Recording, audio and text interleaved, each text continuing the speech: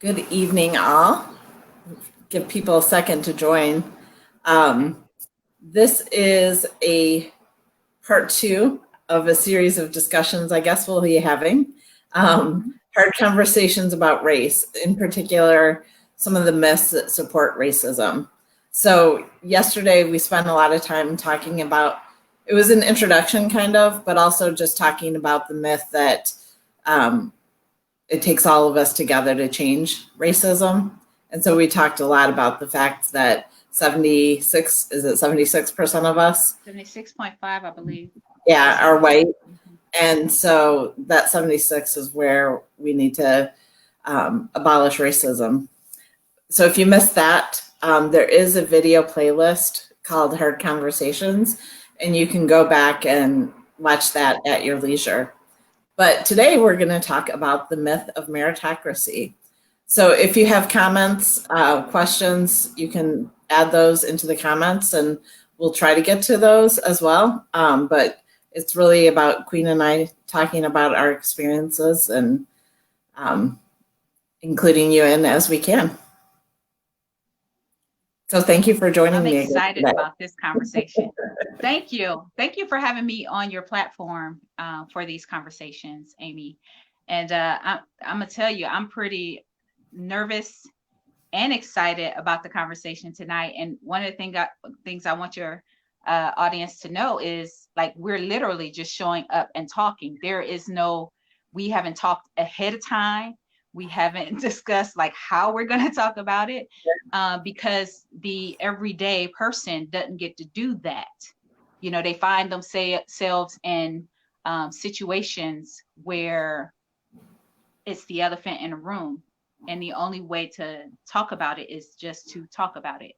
And so that's what we have committed to do, is to show up and talk about these things. And I know these are hard conversations. They're hard conversations for me, as much as I, in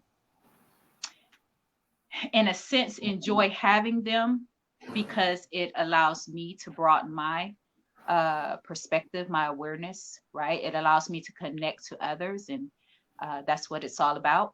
So on one hand, I do enjoy them. On the other hand, they are hard, because you never know what it'll poke on inside of you and bring out of you. And I think that's one of the things that people, you know, are afraid of. And you said something yesterday. Please repeat that. The one something away from. Yeah, we're all just one bad decision or comment away from being the next Facebook video that goes viral. And I think a lot of people are feeling that. They're one post away from being the next viral Facebook post or Facebook video, or in a negative way. Yes, in a negative way. And so they try to just, you know, hold back or what have you. And they don't want to go viral, even verbally, where people are going around saying, can you believe so-and-so said this or so-and-so said that? And so I get it, but the conversation still has to be had. and so we're showing up to do it. Yeah, my hands are sweaty. You can't really see it, I guess. But I can feel it. Well, today we're talking about the myth of meritocracy. And so that's why your hands are sweaty. My hands will be sweaty because my hands are a little sweaty. But for your audience, let me read so we can start off at the base of what we're talking about, which is one of the things that I said yesterday. I think is so important when you're having these conversations, is that first you have to agree upon what you're actually talking about. You don't have to agree with each other about it, but you at least need to agree on what the definition of words are, what the conversation is actually about. And I think oftentimes we make a mistake by, well, I could tell you, it ain't about me believing. Oftentimes I have done it. I have been in a conversation around race. It hasn't been recently, but this is what I learned from 2016. I have been in plenty of conversations about race to get to the end of the conversation, upset, flustered, and everything, to realize that we weren't even talking about the same thing. We had two different definitions for using the same word. We were coming from, and that's having a conversation with yourself, basically, right? And just, you know, being frustrated that the other person is not getting it. So that was one lesson learned, and I try not to do that anymore. So do you want me to read? I'm going to read what it is, Yeah. so that your audience knows what we're talking about. Okay. Okay. Again, this is being taken from Dr. Peggy McIntosh wrote a white paper, meaning a college paper. Okay. I think she did this in 78 or somewhere around there. And she's written plenty of papers since then, but this one got a lot of pushback and all of that. But anyway, she is a white woman, and she wrote this paper, and she wrote about white people facing race and the myths that keeps racism in place. So myth number one is the myth of meritocracy. Meritocracy. Okay. So the myth of meritocracy is the myth that the individual is the only unit of society, and that whatever a person ends up with must be what he or she individually wanted, worked for, earned, or deserved. This myth rests on the assumption that what people experience, how they see, feel, think, and behave, and what they are capable of accomplishing are not influenced by any social system or circumstance.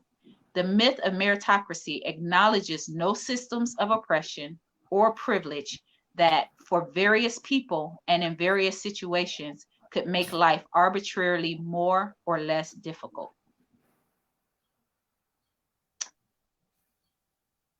I want to hear from you, because I want to, yeah. Yeah. So we're going to talk, I've been thinking about how did, the American dream, how was that taught to me? Was it television shows? Was it conversations? And I think what I came up with the most is it almost was taught to me by lack of conversation. So what I mean by that is, for example, when I think about advice that I got from adults in my life, they would always tell me to work hard at your studies, work hard at this. And they would never talk about the other things that I needed to succeed, like networking and making connections with people that are important. Like, that was not a skill that anyone talked to me until my first job. And there was never any recognition of those things. So the only times I heard about things that gave someone an advantage was probably hearing people talk about affirmative action. So I was never hearing about legacies. I had never heard of a legacy, that there were legacies to go to school or that people made donations to get people into a school. But what was talked about was affirmative action, and how affirmative action isn't fair because, you work hard all your life and then you would have gotten into that school, but instead a Black person got to go because they were Black. Like, that was the conversation that I was hearing. And just for context, for people that don't know, I grew up in a really small farming community. Everyone in my town was white and Protestant. My best friend was Catholic and she was Italian, so her skin was a little darker, so that was diverse. Like, that was the diversity of my school. And so there were people in my classes in grade school that didn't do as well as me. And I don't remember ever having conversations about why. I think it was like, I don't know where, but I think I got the impression that they were lazy. And, I remember seeing their houses, and their houses were kind of run down. They weren't as nice as mine. So the assumption was they were lazy.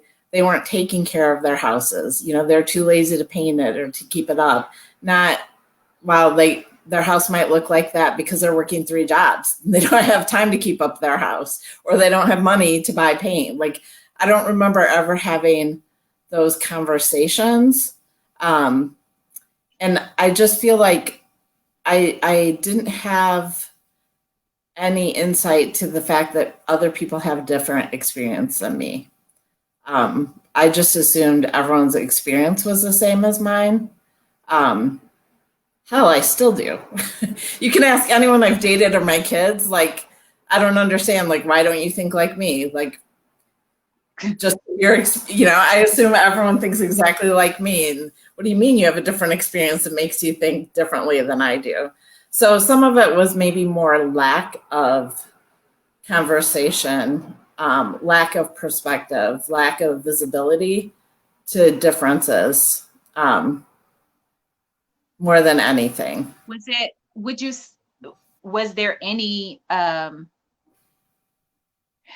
know you're using the word lack of those things, but it sounds to me also that it was just a very controlled atmosphere, right? It was a controlled atmosphere where you didn't necessarily have to have those conversations, and you didn't necessarily have to see those things Yeah.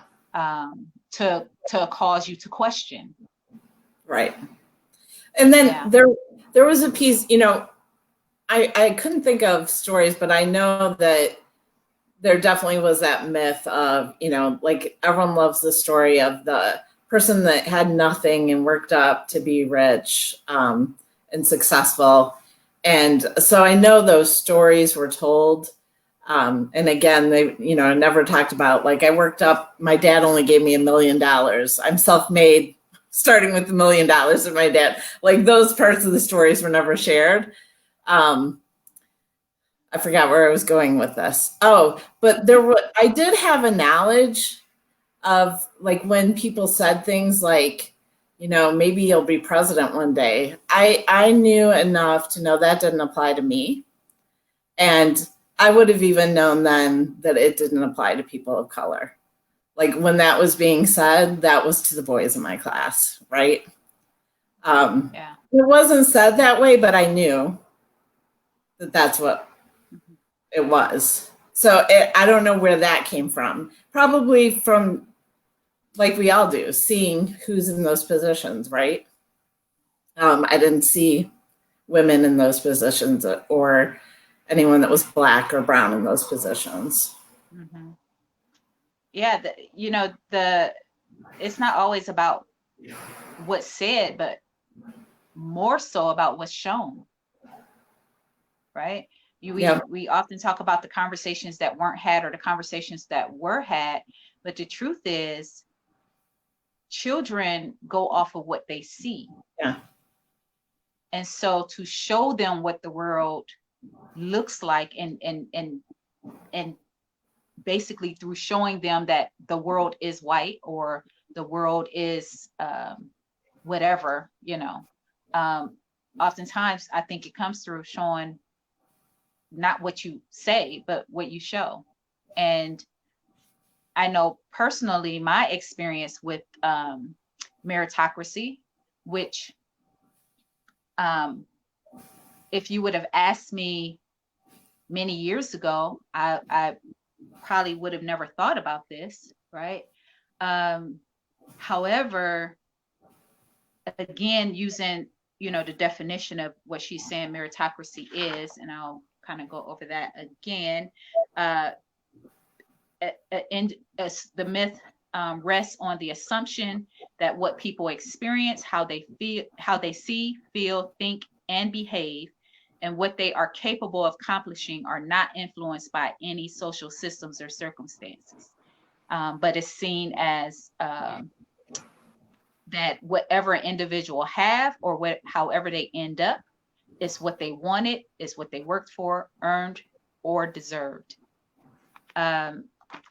So my first experience with meritocracy is when I left home and started going to a predominantly white church. And when I say predominantly white, it was a white church with handful of Black or brown people. So you know how that goes. If you have two, then you call your church diverse. That's just the way it is. Um, and that's the first I ran into this, and it was startling to me. And it made me like, in order for me to fit in, um, I started working towards it. I believed it. I started working towards it. Okay, well, I better, work towards being like them, because obviously it must be something wrong with me that I'm not, Mhm. right? It must be something I didn't do or I didn't know. And, I think that's really where my uh, love for education, well, I always liked education, but really deep study.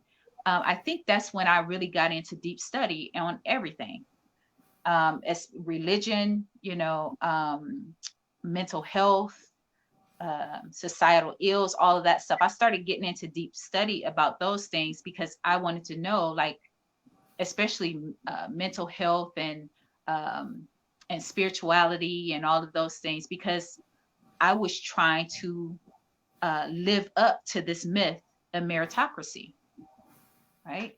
And I started buying into it.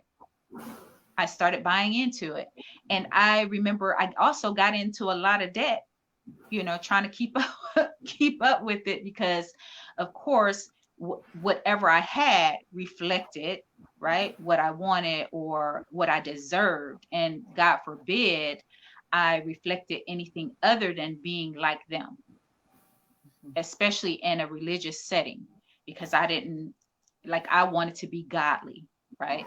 So that's the first I remember being exposed to white meritocracy, where it was so natural for it everything to be talked about through that lens of every man gets what he deserves, and every you know and that's just the bottom line. Every man gets what he deserves, with no type of social context or anything like that around it. It's just what he worked for and what he deserves. And if you see him suffering, it's because he's probably either sinning or lazy. You know, um, God ain't on his side because he ain't got his life right, or whatever, right? Yeah. And religion is a strong, powerful thing. It's a powerful weapon. Religion is a powerful weapon. If you want to do psychological warfare, use religion. That's use religion. And so yeah, that's when I ran into white meritocracy. Yeah, and I think part of it with my church too, I was thinking about my church, and some of it too was just my church's view on the poor. So we would do things to help the poor, right? Hmm. But it was always just giving them things. It wasn't ever a let's look at why they're in that situation and how we change those circumstances. And so if your view on the poor people is that you just need to give to them, that kind of implies that it's their fault, right? Hmm. Because you're not Yeah. looking at what is causing this and how you fix it. It's this idea that they're broken, Hmm. and so we just have to give to them because Hmm. they're lazy and slovenly or whatever, because that's how they were born, or they're not right with God, or whatever it Yeah. is. Yeah. Yeah. I think that's one of the greatest weapons. This myth of meritocracy that we suffer from.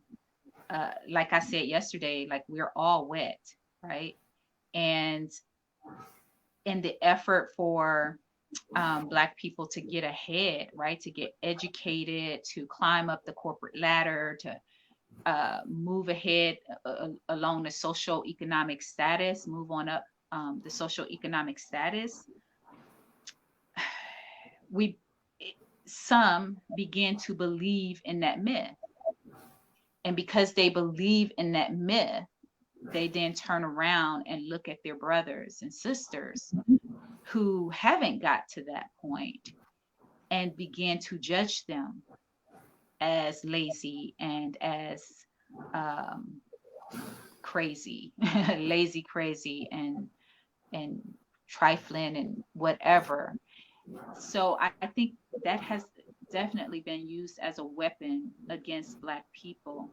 And Yeah, and I would think tokenism is another side of that too, that yes, people always just give an example, like Oprah. Well, Oprah made mhm, it. And so having one example means the rest of you should be able to do it if Oprah could do it. And so that is used as well. yes, yes, absolutely, absolutely. And those Um, of you that are watching, you can jump in too with where some of your experiences have been, where you realized meritocracy was in play. yes, please, please comment and ask questions or whatever. I love that.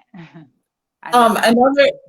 Another thing from me just growing up. So I grew up. We're about the same age, and during the Reagan era. So I also think the welfare queen, like that was the myth of the welfare queen, played into an idea too that Black people don't have anything because they're lazy and they would rather just be on welfare and have babies than work. Now, Um, was that talked about in your house? I don't remember it being talked about in my house. For some reason, like when I picture that being said, um, I picture being in my gym for some reason. The gym at my high school. I have no idea why. If Marianne's on and she can comment on that, that'd be helpful. My dad was a Reagan supporter, though. So I don't know. And how was all of that um, viewed in your house? Like, what were the ideas around that whole era? Because um, there was a lot about welfare and drugs and things. A lot of things were put in place during that era that goes into and was steeped in racism. Can you remember like how you viewed the world, what you thought about Black people, what you thought about the United States as far as how fair it was and how great it was? And were you like standing on top of I don't know. chairs waving your flag? What was going on? Mhm. Um, I never quite fit in, so that was one piece. And I don't like my views were so limited. It would have really been from television, right? So it would have been the Jeffersons, Sanford and Sons, um, different strokes. Like that would have been the limit of my exposure at all So because how there did was that play out for you then as you left there and started getting around more of the population into your adulthood and things like that? so one of my first experiences just with any diversity at all was so I'm a complete geek. I went to biology camp when I was in high school, Uh-huh. and at my biology camp, there were different people interested in journalism or other things. They weren't all biology geeks. I'm not going to call them all that.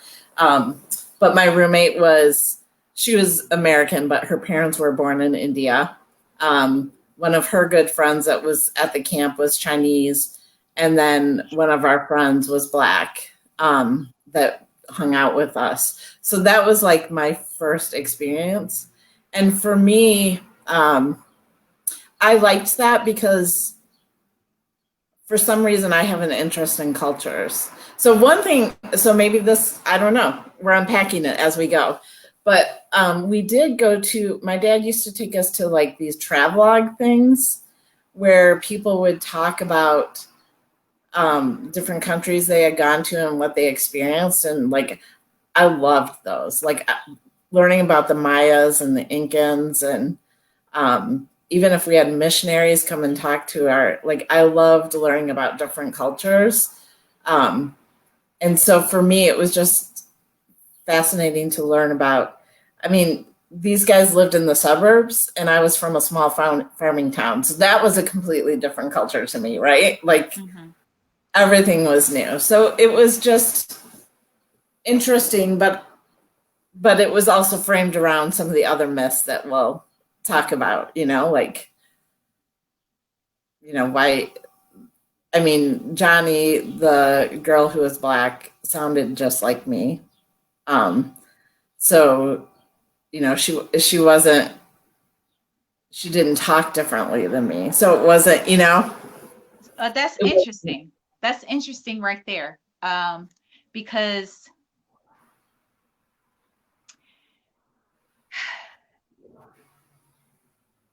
that is one of the things, I don't know if you've even ever heard of it, but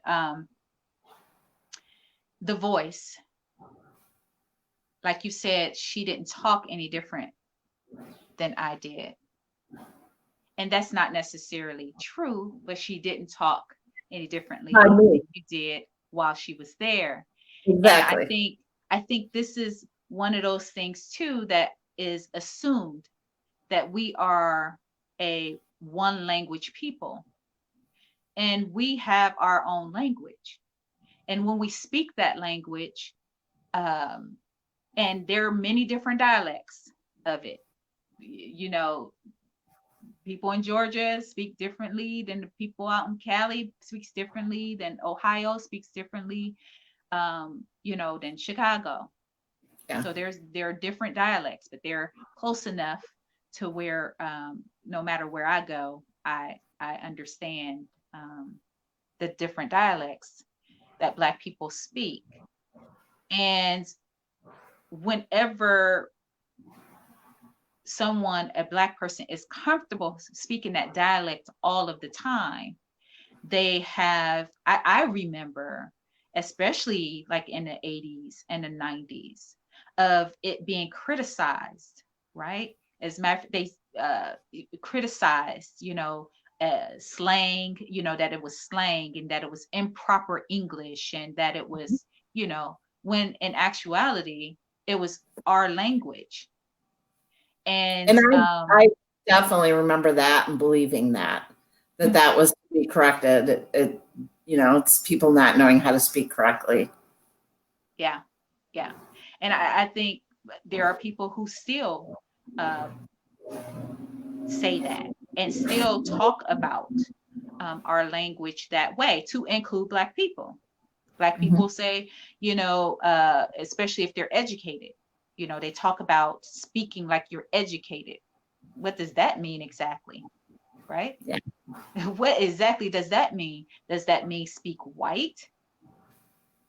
What does that use proper English? Well, the truth is, none of us here in America use proper English. We don't know what proper English is, Right. right? So we have our own language. And for a long time, again, even with these myths of meritocracy, me being given to that mindset once I left home and start being in a sea of whiteness more, because before I left home, I was in a Black community. It wasn't until I got to high school that I moved up to Ohio when we were in elementary school. And so I did my schooling there. And it wasn't until I got to high school that I was in, I think, social studies. And we had to look up the demographics of Akron because we moved up to Ohio. And when I saw, we were such a small percentage, I can't remember what it was. It's probably kind of like what it is in the US. We were, very small percentage, maybe 15%. I can't remember. It was very small though. And I sat back and I looked at my teacher who was white, and I said, well, where are all the white people? Because I had not realized up to that point that we were basically segregated, right? Yeah. We had, I went to school with all Black kids. We might have had one or two white kids in the school. My neighborhood, as far as I could walk, and we did a lot of walking, I was surrounded by Black people, except for those who owned many of the businesses in which we were patronizing. Mm-hmm. They weren't Black. However, all my neighbors were Black as far as I could walk, and everybody at the schools were Black. And it didn't dawn on me until that day in social studies that, the city was much more white than I could imagine.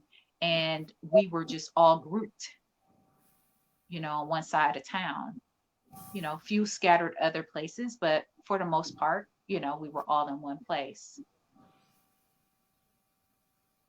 Yeah, that was so coming from that and then going into whiteness, a sea of whiteness, it was kind of startling. And Yeah. I think that's why when I look at all of these myths that we're going to talk about, I can remember them so clearly as far as when I started taking them on as I swam in the sea of whiteness, as I tried to integrate myself and be liked and be seen as civilized and be seen as a level-headed thinker, and all of the little microaggressive ways that white people tell Black people that they are good enough to hang with them. Mm-hmm.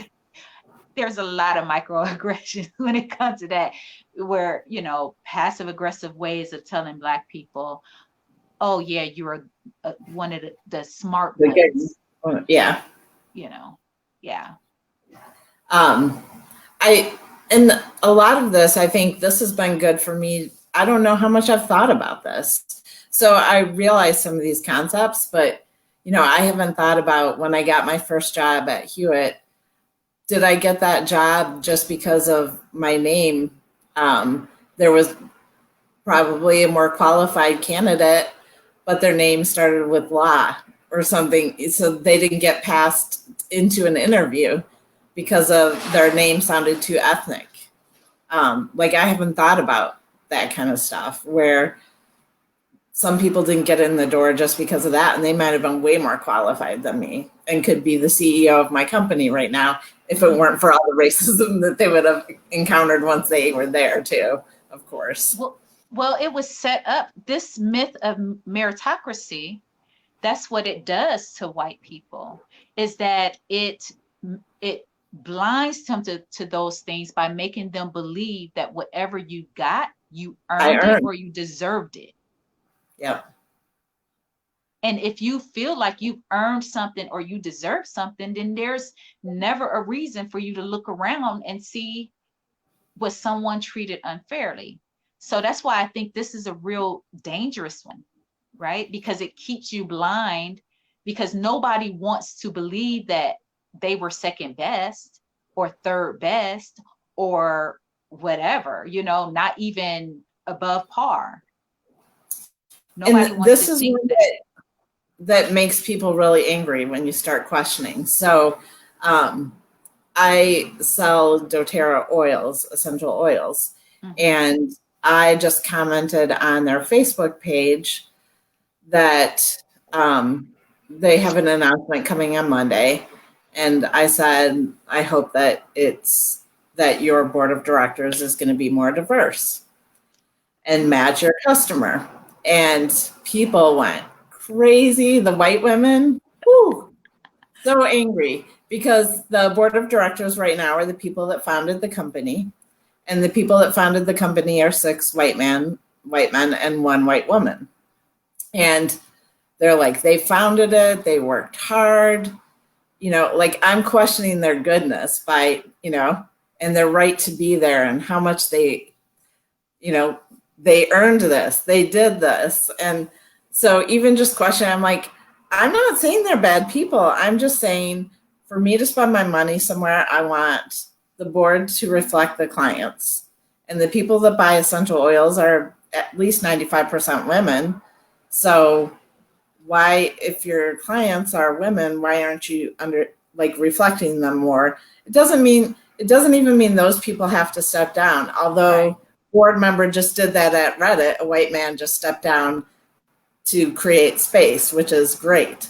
But they could expand it. I've worked at companies where they expand ownership. So they could say, we want to expand our ownership opportunities to reflect our clients. Mm-hmm. But yeah, that the fact that I was questioning whether those people earned and deserved their spot was a hot button. Yeah. Yeah. I mean, I've had this conversation with um, white people who I would consider friends, and they've argued it, and the interesting thing is they didn't even hear themselves. I don't know if they feel any different today, but I know um, what they were speaking from was meritocracy, and they had no concept of anything outside of that.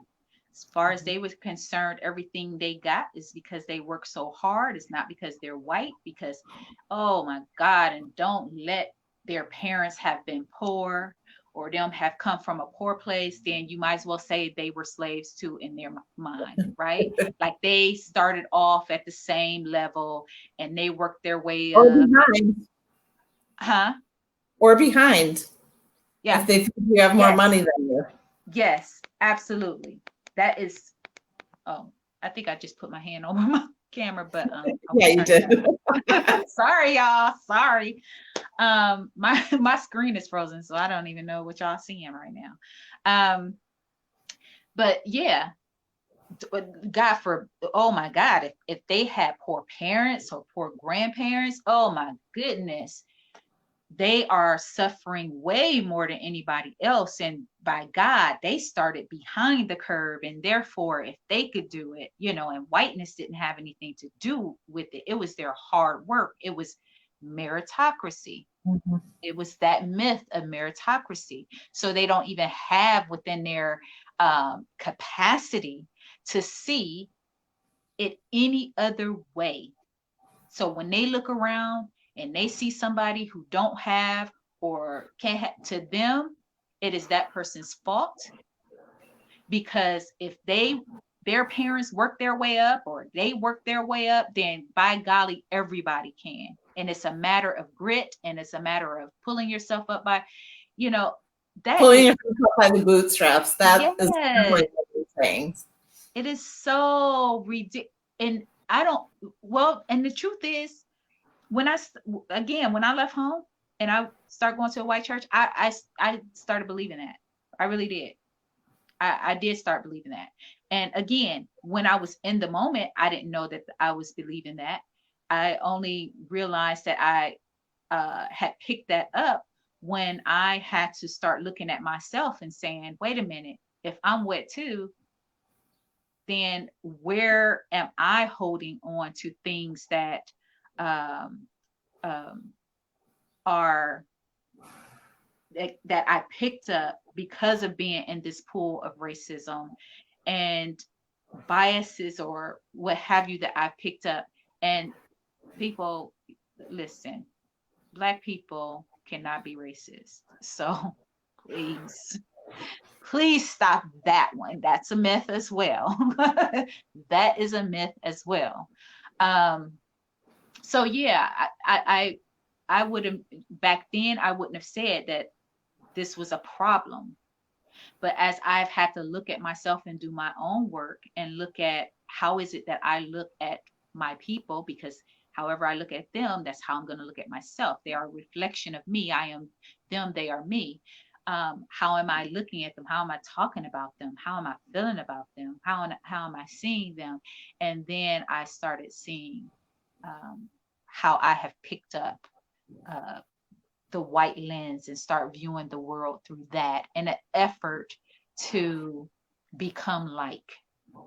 And when I say become like, I'm not saying I want to be white, but I just want to have a nice car. I want to have a nice house. I want to have a, right? I want to be able to climb up in whatever employment I have, right? And there is a sense, uh, and I don't remember really being told this explicitly, but there is a sense that in order to do that, you must talk like, you must dress like, you must walk like, you must believe like. Yeah, and the company that I worked at and I was manager at right away, actually was probably the start of me getting beyond the, so, in high school and college, I was definitely, we're all the same. We all bleed red. Everyone's the same. I don't see color kind of person. Mm-hmm. Um, and when I started working, some of the people that reported to me were Black, and we had a really interesting culture. So at the time, we used to hire what we call swans, right? Like swans, when you think of swans, you think white too. Mm-hmm. Um, and so SWAN was an acronym for smart, hardworking. I don't know. See, it doesn't even make sense. Like the hardworking is the W, Right. ambitious and nice. Nice. So we hired people that looked like us, right? It was, oh my God, when we like finally got some people in there, they were like, no, you can't do this. Like, we're never going to get diversity. People could sue us. Like, we're hiring people that are nice. You're telling me in the interview the person was nice. How does that, it was crazy. But I know I had conversations with people that reported to me that were doing things that didn't fit in. And like we had crazy things like, when you sign your name, you always have to sign your first and last name. You never, like, you can't say Ms. Wheeler, you have to put Queen Wheeler, and just all these rules to conform. And so I thought I was just doing those things. But I had a conversation with one woman, and she didn't report to me at the time, but she was reporting to one of my peers, and it wasn't working. And I had a conversation with her about how not to be threatening. I swear I use the words threatening to him, because she was a powerful, intelligent Black woman, and she was threatening to this white man. And in my mind, I really thought it was all about, like, she's extremely competent, and I didn't think he was that competent. And so I thought it was just about that. But like, I just didn't have the lens to even think about there's more here. Wow. And I'm fortunate that she talks to me still. um, but because I had people that worked for me that gradually educated me, that was how I started looking at the world in a different way. And they invited me, we had a Black alliance at Hewitt that I was invited to be a part of. And that was huge as far as opening my eyes and it just realizing what was going on. Like the fact that our Black associates would get pulled over by the police in our town right outside of our office at a significantly higher rate than our white employees. Just all these things that I learned, like that I had never considered.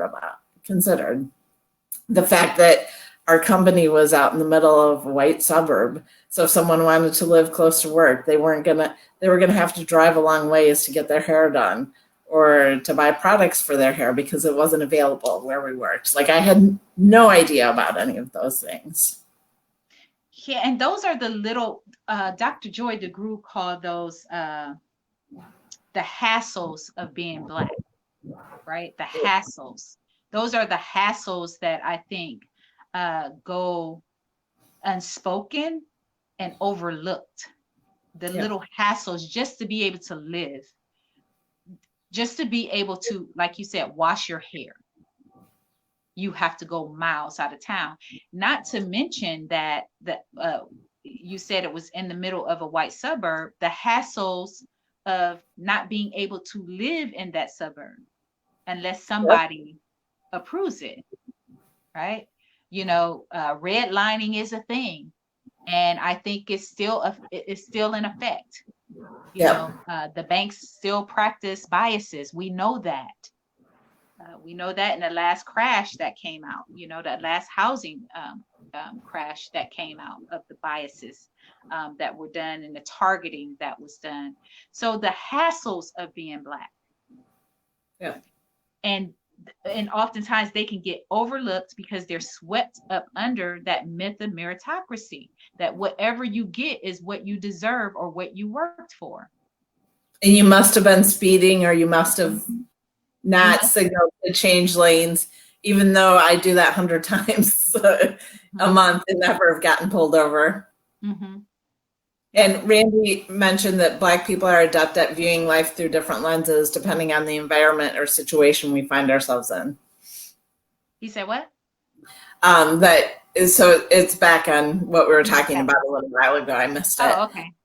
But are adept at viewing life through different lenses depending on the environment or situation we find ourselves in. Mm-hmm. Yeah. And adjusting to it. Mm-hmm. Yep.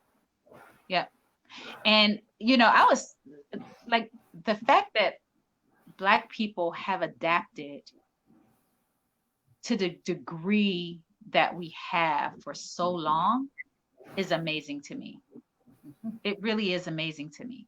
Like if anybody deserves to go to heaven, just off of patience,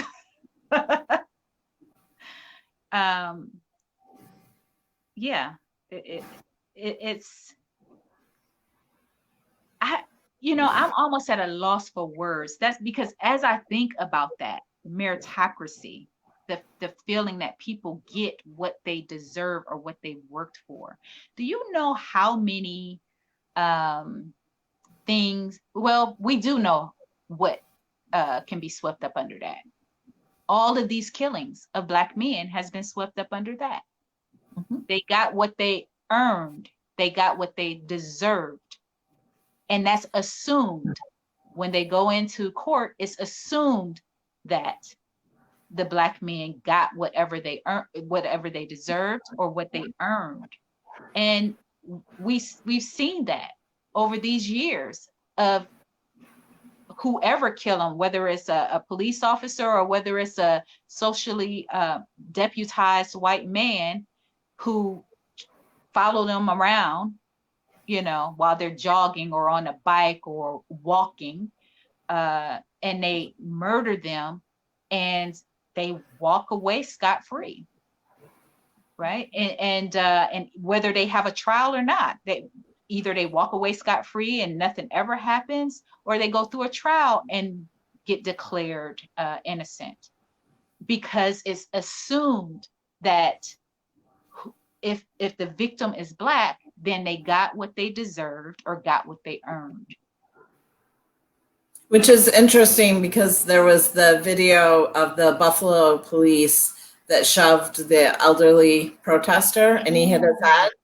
And someone pointed out, I can't remember whose feed I read, but no one has said anything about whether that older gentleman has a criminal record.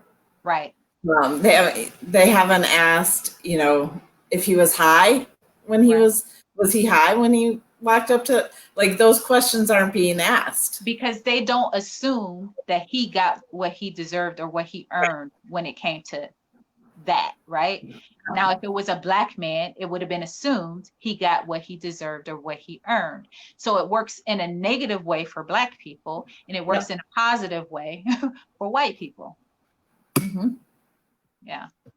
And that's why it keeps the racism in place. That's why it's one of those myths that support racism, because it blinds you to seeing it any other way. It blinds you to looking at anything fairly, because you're automatically biased.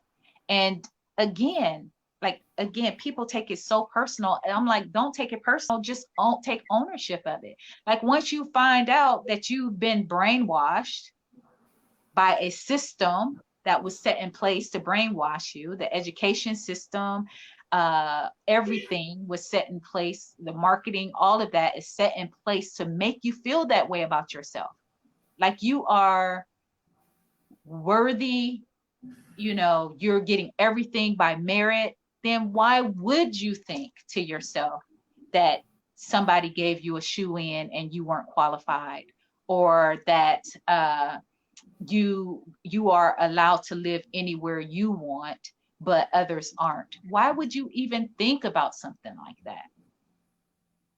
Yeah, I'm reading a book because I think it's important for me in my healthcare work to understand my biases, because it can Right. cost someone's life.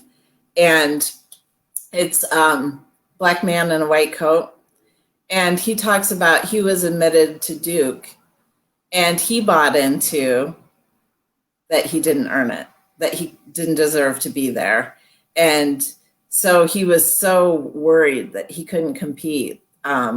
He like way overcompensated, and like I think he got close to like 100% on the first test, because he thought he didn't deserve, that he wouldn't be able to compete with everyone there when he's one of the best people in the class. Like, Mm-hmm.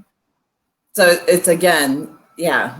I've had white friends say to me that that's one of the, like, I think you mentioned it earlier about affirmative action.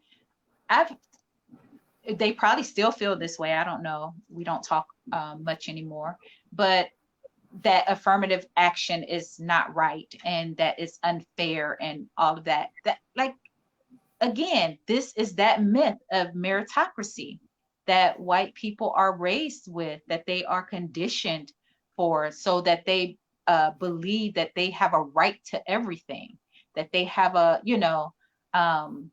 they should be able to have anything they want, or anything that, whether it is fair or not, and it's with no view, no concept of systems that are built, right, to give somebody else to give them a step up, and keep somebody else suppressed. It just, I I don't know. Like I said, I don't really talk to them much anymore. But even when they said it, I didn't even. And this is one thing that I think a lot of white people don't understand. Just because I don't say anything or challenge anything, or challenge something, because I've challenged something, but just because I let you say something and I go, okay, I can see that, or what have you, it in no way means that I think you're smart, or that I think you know what you're talking about. But what it does is it allows me to hear you enough to know where I truly stand in your world. And one of the things that I'm listening for always is my kids safe in your world, and is my husband safe in your world? And if they're not safe in your world, then it doesn't make sense for me to be in your world. Mhm. So that's what I'm listening for. I'm not gonna challenge you on it or what have you. I mean, I've had white friends basically tell me that I needed to be educated on history, right? Because obviously I see it, I see it wrong if I'm seeing everything as black and white, and how things are really and not, and all of that kind of stuff. And again, I was like, okay, I listened to their history lesson and all of that stuff, and I'm like, oh, really? Oh, I didn't know that. Okay. Okay. Right. But just because black people are listening to you doesn't mean that we're not thinking to ourselves, wow, this person is way blind. Like this person has no concept or no clue.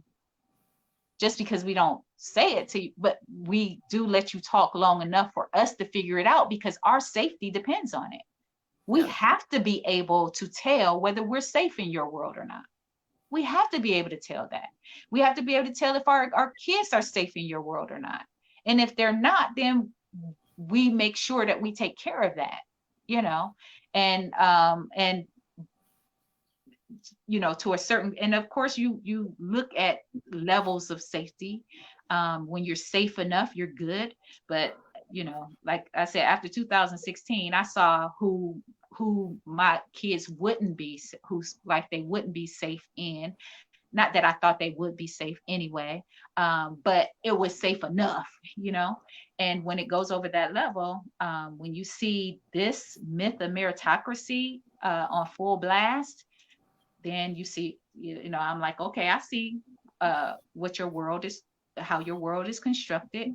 And according to that, I will take my bow and exit left, because my children and my husband are not safe in your world. Yeah, and I think people assume because I said something in front of Queen and she didn't correct me, it's okay. And I can say it because my friend Queen doesn't think it's bad. Oh, yes. That's yes. Oh, well, She and I are best friends. I said it to Queen and Queen didn't think it was bad, or I said that do not base it off of that, because you have no idea why Queen didn't say anything, right? And I'm gonna tell you the truth. And if unless I know 100%, well, as close to 100% as possible, that you truly are doing it out of ignorance and not out of meritocracy, not out of bias and racism and just not wanting to change, unless I'm like almost 100% sure that's where you are, then I will say something out of love, you know, because you know, you've shown yourself as wanting to know, and you just don't, you know what I mean? But other than that, no, I'll let it ride. And you know why I'll let it ride? Because I don't want to give you the ammunition to change your words, but not your heart. And then you get the next Black person and they have to, and they mistake you for a friendly and end up being hurt. And so I'm going to let you talk that way. Every Black person will know if they talk to you long enough. So I'm not going to give you the ammunition to change how you talk or what you said or whatever. No, because that'll change when your heart changes. Yeah. And I'm not interested in helping you change your language and not your heart. So. Wow. So yeah, don't depend on a Black person to tell you or correct you. And I hope they don't correct you, because we all need to know who is who around here, because it's a matter, and I can't stress this enough. It's a matter of safety. This ain't about being divisive and not wanting to be. No, this is a matter of safety. My kids, my husband, they all need to know where they are at any given time and who's around them and how much danger they're in. And I let me just let all of the conscious people know, do not talk no crap about fear, living in fear and all of that crap, right? Don't bring all that, especially if you're somebody who's never had to live in fear, because this fear is not made up. There's a reason for this fear. This is a healthy fear. This is a fear that keeps people alive, keeps people safe, keeps people being able to earn a living. So I really like that fear, and well, I'm not going to be fearful and you shouldn't walk around fearful, all of that stuff. That's bull. And again, that's this myth of meritocracy. Yeah. Yeah. That's that. And because you have that, you see through that lens, then it's even more important for me to pay attention. More important for me to let you talk so I can hear who you are. You have no idea how many people on my feed that I look at and I think, man, they showing they racism and are blind to it. Blind to it. And the interesting thing is the other people, and this is in one the profession, another profession that I was in, the other colleagues in that profession, I don't see anybody saying anything to this person. Well, it's several people actually. It's several people, but I don't see them checking each other at all. I don't see, and I'm guessing that it's this meritocracy stuff. I guess they blind to it because it's, they feel like everybody's getting what they deserve right now, or what they've earned. But Yeah, and that brought up a point I forgot to make, with those consciousness people, or maybe self help or self development, like that kind of. A lot of times I hear you create your life. You create your life. It's all your perspective. You have to change your perspective. girl, if that ain't the epitome of the myth of meritocracy, I don't know what is. That is the actual definition that this lady wrote. Yeah, so that, without any acknowledgement of racism, and I maybe at some point I'll have to read that post that my friend shared with me, where someone talks about, yeah, at your spiritual level, we can connect as two souls, but there's this physical reality of us living in our bodies that it's different for me walking down the street than it is for you, no matter how enlightened your soul is. Just right.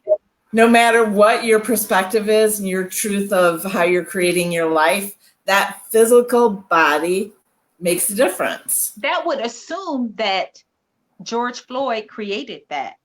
Yeah. That's what the myth of meritocracy would lead you to believe, that he created that. That's why, like I said, this go around, it didn't, I think my expectations were managed this time. But back in 2016, when it wasn't, I heard that a lot. Well, what were they doing? Well, they should have just listened to the police. Well, I don't understand why they put up a fight. Well, why were they there? All of these questions that show that they lived under this meritocracy concept, right? Where whatever happened, that person deserved it. They earned it in some kind of way because they created that for themselves. And I got so, I mean, that was one of the most sickening things for me, is to keep hearing white friend after white friend say stupid shit like that. I was just, and the crazier thing was that they would say it to me as if I'm gonna agree with them because, of course, I'm one of these Black people who think differently and more balanced and have a better view of things, right? Because I'm with them. So it's assumed I must think that way as well.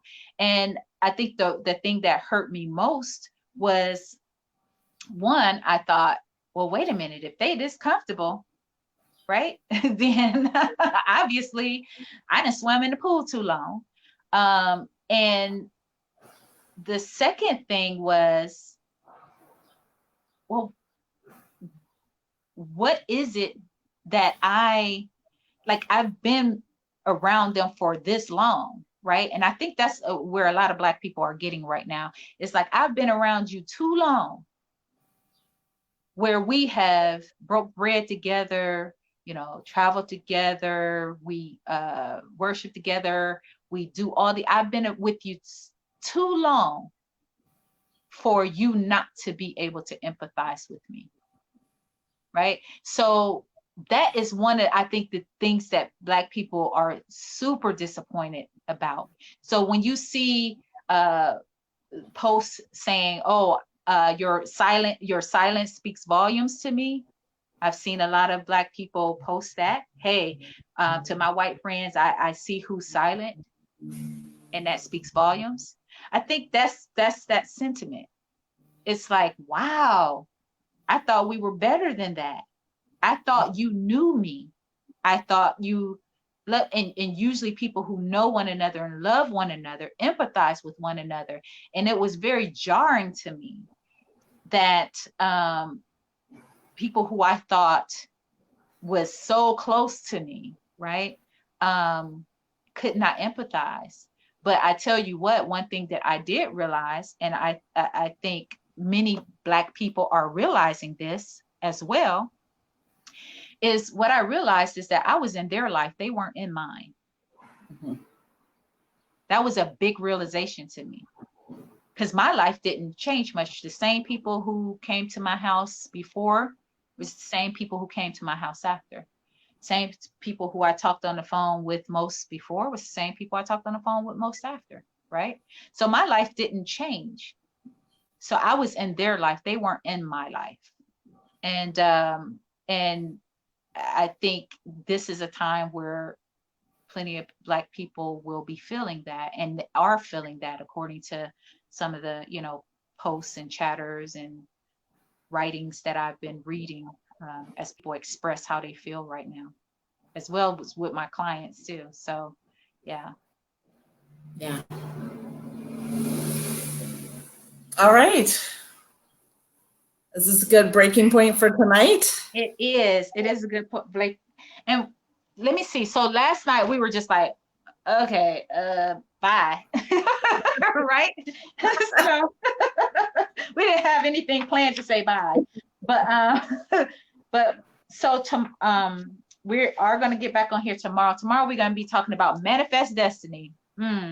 So that means we're gonna have to talk about religion again. So that's gonna be a trip, because I got plenty to say about that. Um, the myth of manifest destiny, and it's not just religion, it's spirituality, it's metaphysics, it's self-development, it's all of that goes into the myth of manifest destiny. And of course, I'm not saying any of these things are wrong. We're pointing out how these things are used to support racism and to further racism. And so we're going to be talking about that over the next few days. But tomorrow we're going to talk about the myth of manifest destiny. So please join us. And when this is, when we go through all of these things, we'll also start talking about resources, resources for where people could go to start educating themselves, and starting to make a change within themselves, and broaden, their perspective. Because only when your perspective broadens does your compassion broaden.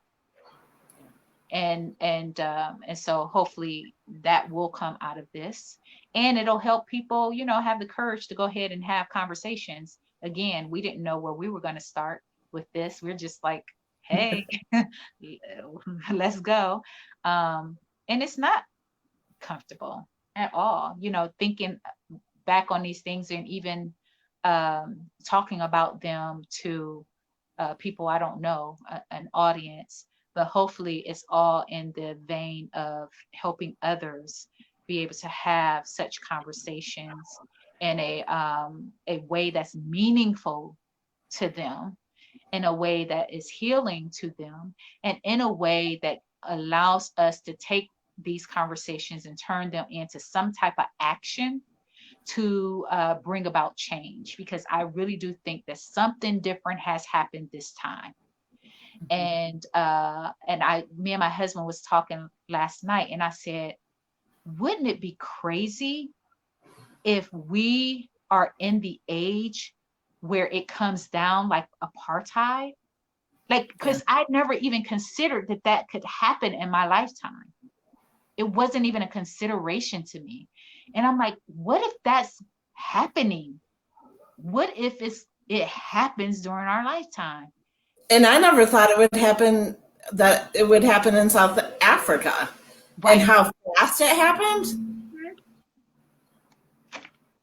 Plus, I saw the Cubs win a World Series. Yeah. Like, what lifetime would this be with all of that? Right, right. But look at just how fast it happened in South Africa, because it just took Yeah. it took that. That's why I say that majority, the majority of white people, that's all it takes. That's all it takes. Once the majority, or either and if it's not the majority, it just means that the majority of the small group of white people just need to be real powerful. Right? They need to be able to wield some power. And that's all it takes. It takes for them to decide and then take action, and boom, it could be just like South Africa, gone. And we could be living a totally different life in just a few years from now. That would be amazing. That would be amazing. Amazing. Like my ancestors would be, girl, they would be partying like crazy. They would be partying like I just, because that's what they wanted for us. And that's why they were patient, and that's why they endured, and that's why they worked so hard, because they could see that day. They envisioned it. And to think that I could be alive when it happens, whew, that's like, that alone is like, oh, yeah. I hope so. I hope. I hope. That's a good ending place. Yes. Thank you. Good Thank night. you. So Thanks for joining us. tomorrow about the same time? Sounds good. We will post and let people know. Okay. All All right. right. Thank you. Good night. Bye, y'all.